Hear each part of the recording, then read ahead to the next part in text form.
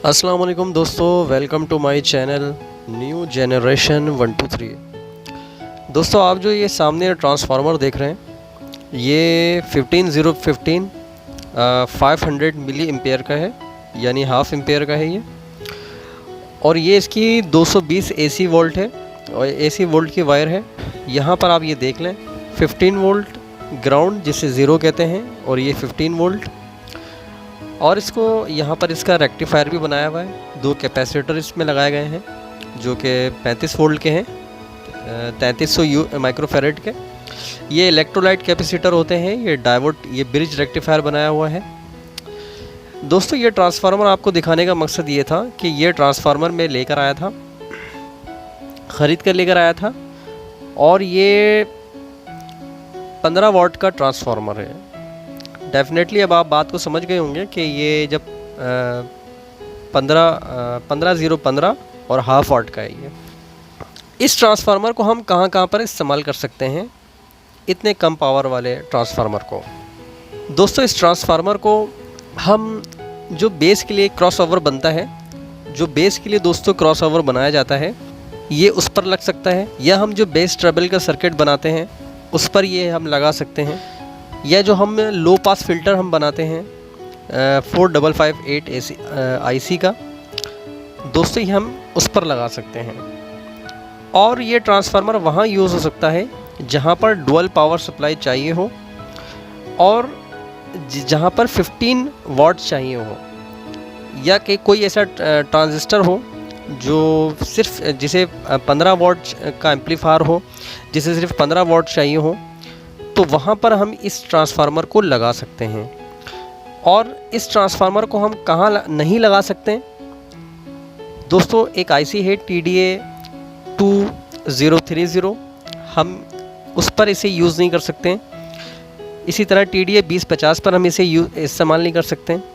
फिर इसी तरह से 3055 बोर्ड पर हम इसे इस्तेमाल नहीं कर सकते। तो दोस्तों, इसका रीज़न क्या है?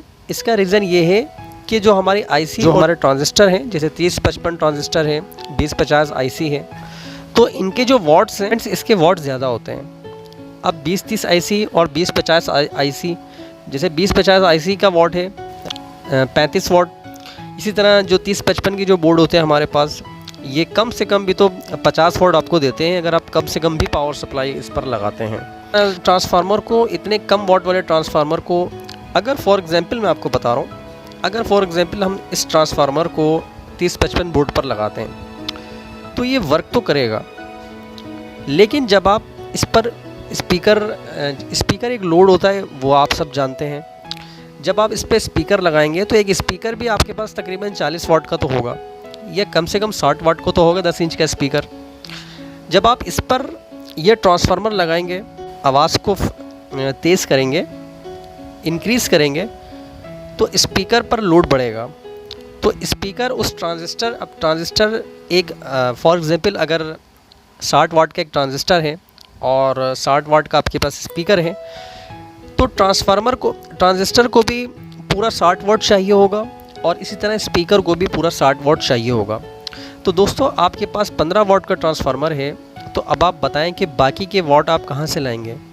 अब जब स्पीकर को और ट्रांजिस्टर को ज़्यादा वाट चाहिए होंगे, तो ये 15 वाट का ट्रांसफार्मर अपनी पावर और मज़ीद कैसे देगा?